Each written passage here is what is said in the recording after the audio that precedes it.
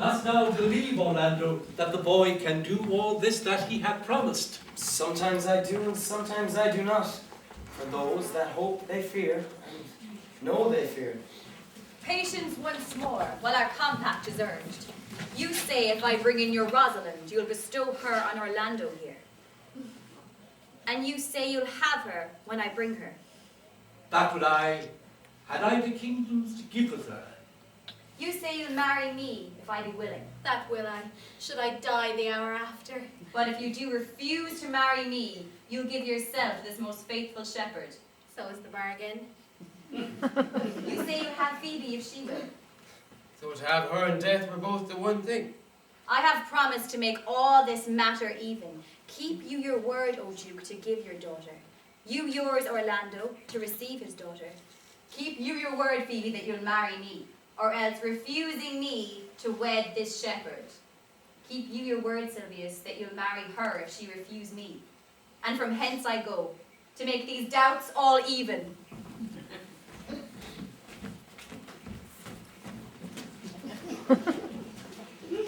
I do remember in this shepherd boy some lively touches of my daughter's favour.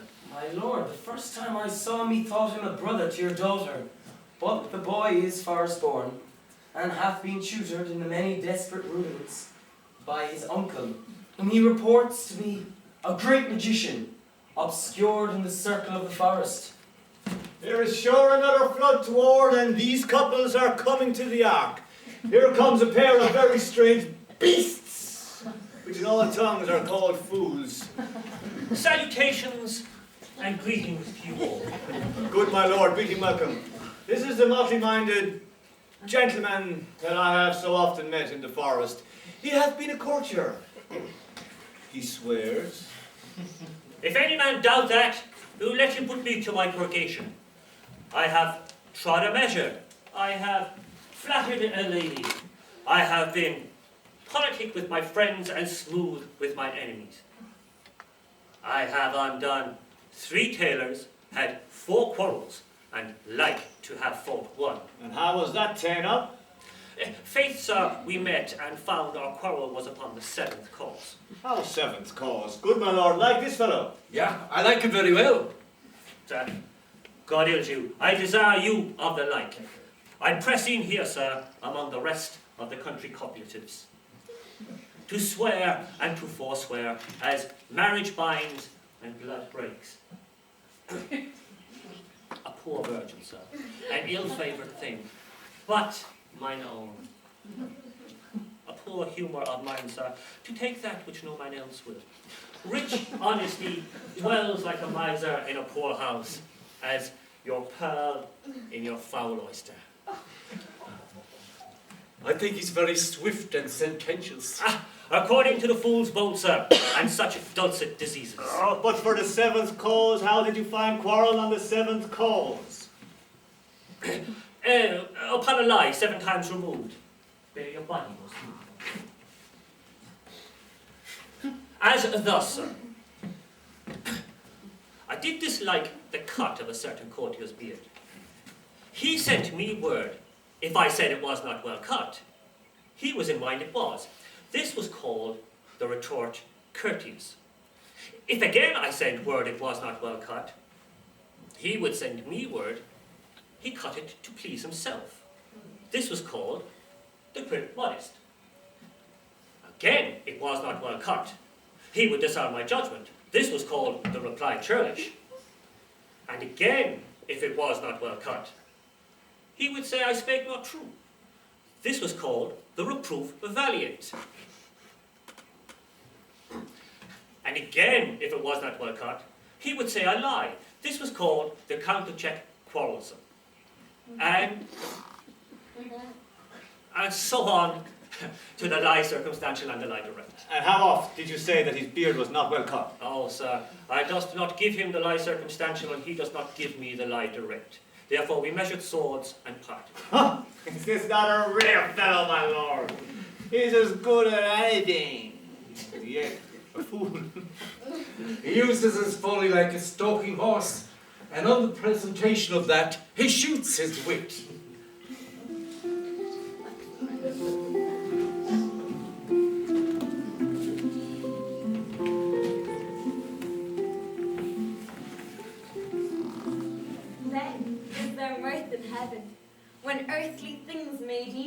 home together. Good Duke, receive thy daughter.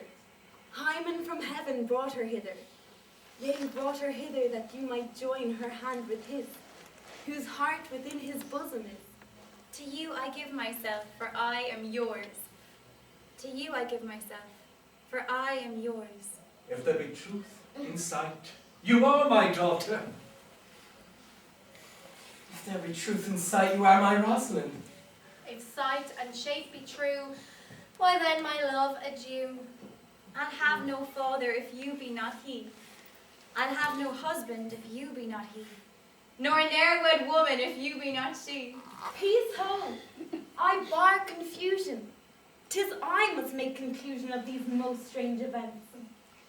Here is 8 that must join in hands, to join in Hymen's bands, if truth holds true contents.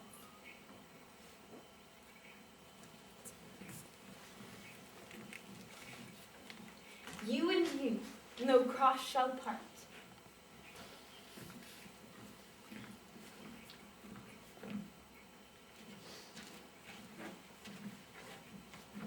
You and you are heart in heart.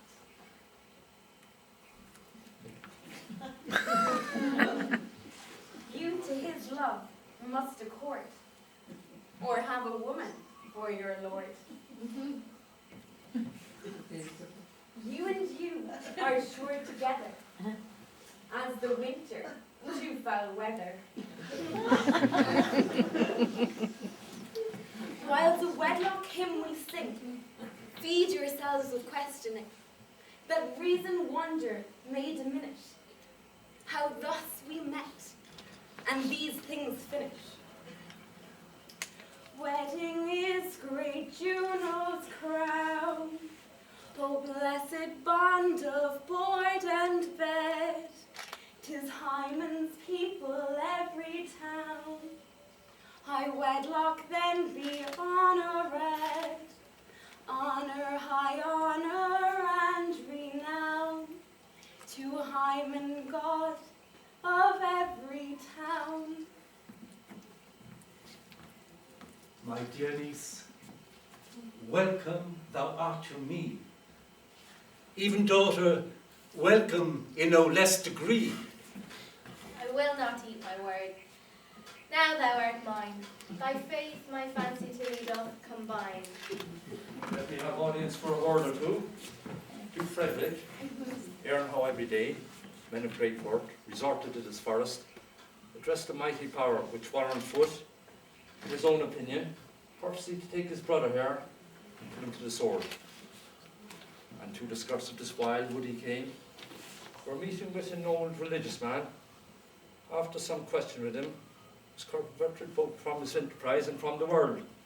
His crown bequeathed to his brother, and all the lands restored to him again, which were with him in exile. This to be true, I do engage my life. Welcome, young man, welcome. Now, first in this forest, let us do those things that were well begun and well begot, and after everyone that endured through days and nights with us shall share in the good of our returned fortune according to the measure of their states. Sir, by your patience, if I heard you rightly, the Duke had put on a religious life and thrown into neglect the pompous court. He has? Oh, to him will I. Out of these convertites, there is much matter to be heard and learned. You to your former honour I bequeath. Your patience and your virtue well deserves it. You to your love that your true faith doth merit. You to your land and love and great allies. And you to a long and well-deserved bed. And you to wrangling, for thy loving voyage is but for 2 months victuals. So, to your pleasure, I am for other than for dancing measures. Stay, stay, Jack, stay. To see no pastimes I, What you would have, I'll stay to learn at your abandoned cave. Well, proceed. Proceed. We will begin these rites as we do trust they'll end in true delights.